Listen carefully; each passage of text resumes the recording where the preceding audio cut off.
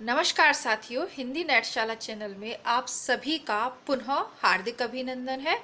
आप सभी जानते हैं अपने इस चैनल पर हम प्रमाणित पुस्तकों के माध्यम से हिंदी की उच्च स्तरीय प्रतियोगी परीक्षाओं की तैयारी करते हैं। इसी क्रम में उत्तर प्रदेश असिस्टेंट प्रोफेसर भर्ती परीक्षा की तैयारी हेतु हम पढ़ रहे हैं गोरखवाणी।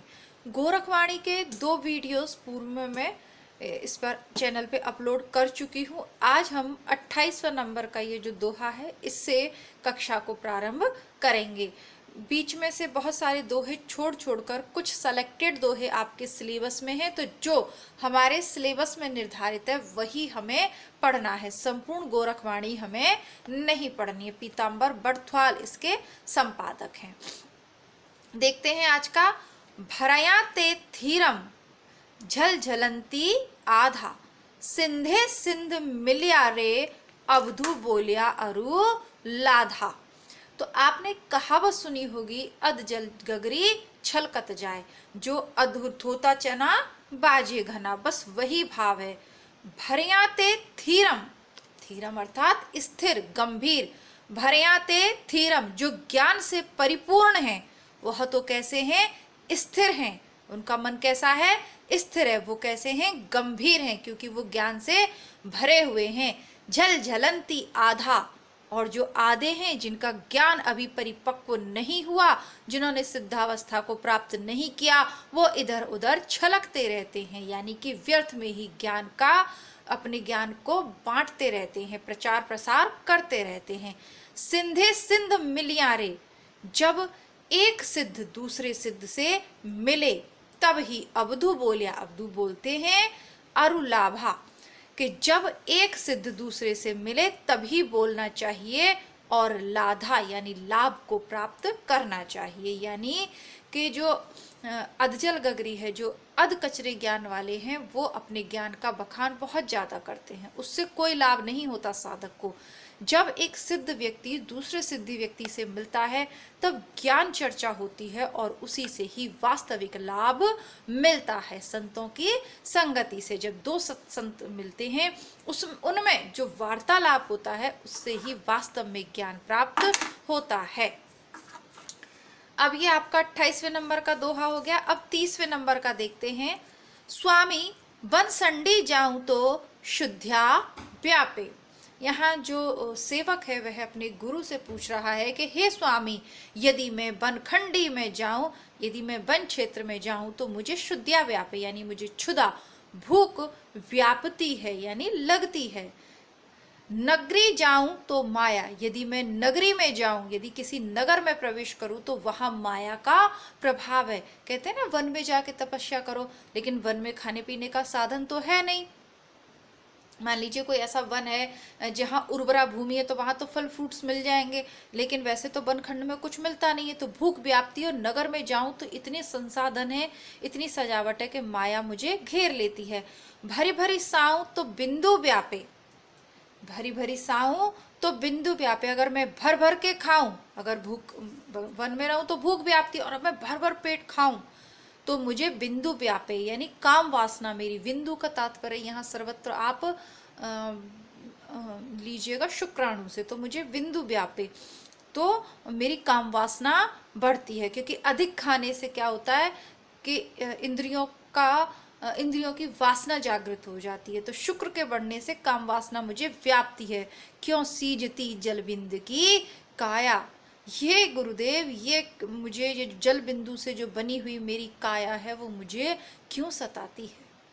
अब आप कृपया करके शरीर को किस प्रकार सिद्ध बनाएं, समत्वावस्था लाएं, ये मुझे बताएं। जल बिंदु की काया, हमारे इस शरीर का निर्माण किससे हुआ है? जल की एक बूंद से, शुक्राणु से पूरे शरीर का निर्माण होता है। बस यही ज्ञानी साधक अपने गुरु से ज्ञान प्राप्त करने को कहता है कि जल बिंदु से निर्मित मेरी काया हर प्रकार से मुझे व्यापती रहती है, हर प्रकार से कष्ट कष्ट देती रहती है, तो मैं अब कैसे उस परम तत्व को प्राप्त कर पाऊंगा। तो ये साधक अपने गुरु से पूछ रहा है। गोरखनाथ, देखिए आप सभी जानते हैं गोरखनाथ नाथ संप्रदाय के प्रवर्तक हुए हैं, और हठ योग की साधना इन्होंने प्रचलित की थी। तो जितने भी पद हैं आप को जो प्रारंभिक वीडियोस में थोड़ी सी भूमिका मैंने बताई थी, नहीं देखा हो तो ये पूरी प्लेलिस्ट में बना दूंगी, यूपीएचईसी या उत्तर प्रदेश की सिलेबस में शामिल कविताएं, तो उसको देख लीजिएगा। प्रथम जो वीडियो देखेंगे तो अच्छे से आपको ये समझ में आ जाएगा। तो ये सब जो शब्दावली है ये हठ योग और योग से निर्मित है। बहुत सी बातें आपको अजीब लग सकती हैं, लेकिन वो जब नाथ साहित्य के परिप्रेक्ष्य में उनको पढ़ेंगे तब समझ में आएंगी। आज के ये कुछ दोहे तो बहुत ईजी हैं।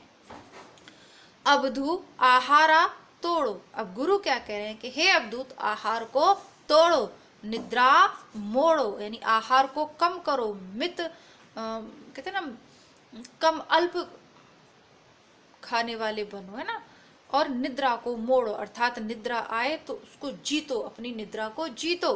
कबहू न रोगी, जब तुम अपने आहार को कम कर दोगे और अपनी निद्रा को जीत लोगे, निद्रा को मोड़ दोगे, किसमें? निद्रा यानी अज्ञान, अज्ञान को मोड़ो, किसमें? ज्ञान अवस्था में मोड़ दोगे, तब कभी भी रोगी नहीं होगे। छठे क्षमा से काया पलटवा।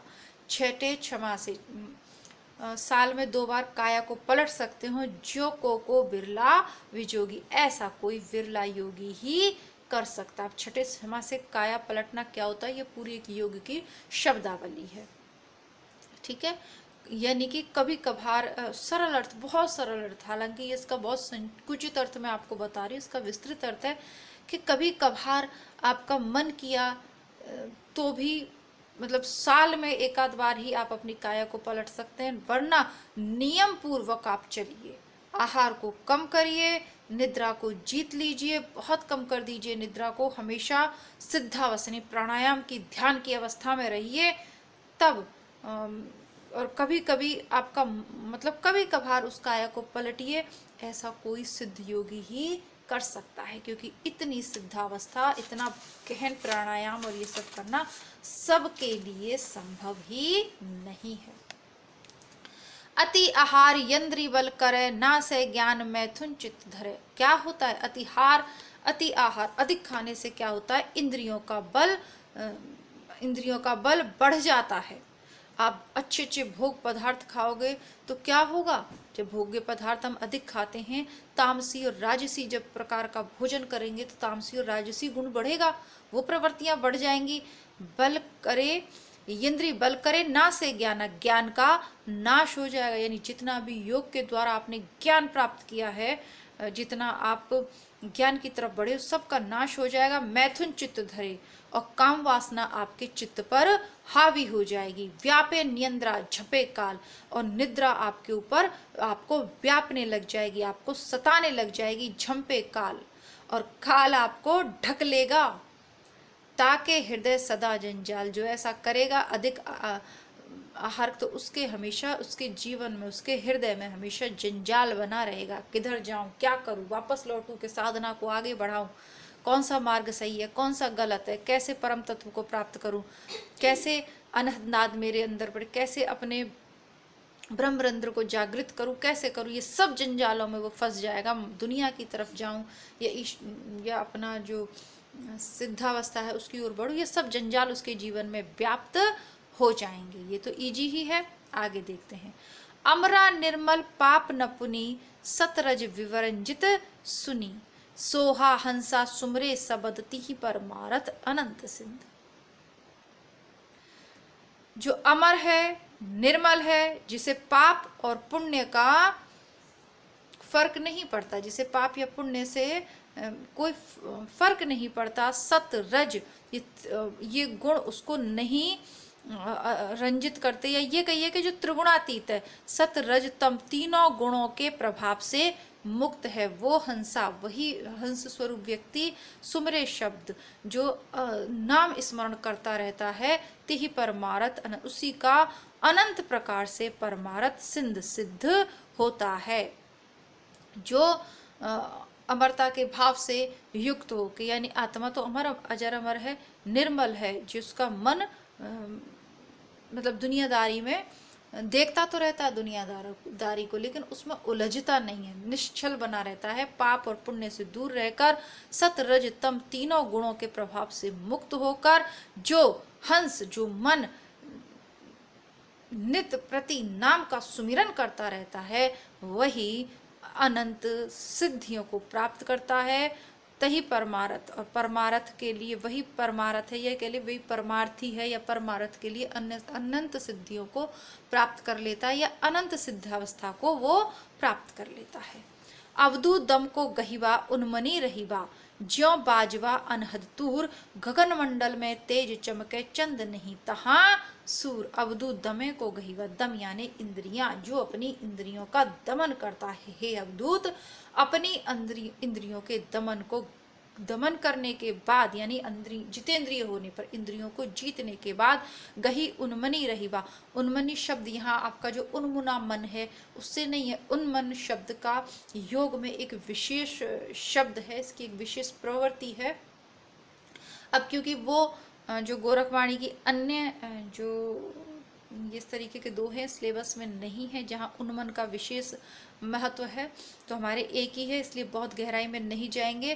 वो उनमें ना रहीबा ज्यों बजवा अनहद तूर, तो वो उन्मन अवस्था को, उन्मनी अवस्था को प्राप्ति, उन्मना मन आपका संशय वाला नहीं है कि उन्मुने से क्यों हो रहा है, वो वाला नहीं, उन्मनी अवस्था को प्राप्त कर लेता है। कौन सी अवस्था? ज्यों बजवा अनहद तूर, तो वहां हमेशा अनहद तूर, अनहद नाद बजता रहता है। गगन मंडल में तेज चमके, जो ब्रह्मरंध्र है वहां पर तेज प्रकाशित होता है, और चंद नहीं तहां सूर, ना वहां कोई चंदा है और ना वहां कोई सूर्य है, फिर भी उसका जो ब्रह्मरंध्र है, आंतरिक जो शरीर है, उसमें उसका जो ब्रह्मरंध्र है वो तेज से, ज्ञान के तेज से प्रकाशित हो जाता है। जबकि कोई हमारे शरीर के अंदर चंद्रमा और सूर्य तो नहीं है, लेकिन फिर भी ऐसे साधक का जो ब्रह्मरंध्र है वो तेज से, ज्ञान के प्रकाश से चमक उठता है। अनहदनाद, अनहदनाद की अवस्था ऐसी होती है जहां आप हमेशा प्रसन्न रहते हो। जब आप अनहदनाद की अवस्था में होते हो तो आपके शरीर के अंदर से आपको स्वर लहरियां सुनाई देने लगती है। ऐसा लगता है कि जैसे कोई हमेशा ऐसा निश्चल नाद, ऐसा सुंदर स्वर आपके अंदर बज रहा है कि आप उसमें खोए रहते हो, है ना। कभी भी दुखी तो आप हो गए ही नहीं, ऐसा।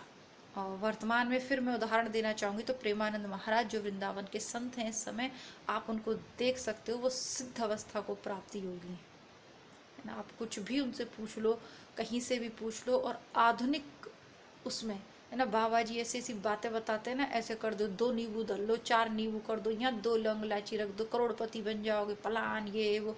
उसमें एकमात्र ऐसे संत हैं जो युवाओं को उनकी आवश्यकता के अनुसार सही मार्ग दिखा रहे हैं ना। तो ऐसे योगियों के लिए ये कहा गया है। उनका मुखमंडल भी देखिए, अब अंदर जो उनके प्रकाश है उसे तो वही महसूस कर पाते होंगे, जो नाद अंदर वो महसूस, उसे तो वही महसूस कर सकते हैं, क्योंकि वो उनका तो निरंतर सुमिरन करते रहते हैं वो। लेकिन उनके चेहरे की जो चमक है उससे लाखों लोगों का जीवन परिवर्तित हो रहा है। तो बस वही। अब इसके आगे के जो दोहा है वो हम अगली कक्षा में करेंगे। आपका काफ़ी लंबा वीडियो हो गया, फिर अपलोड होने में भी दिक्कत होती है।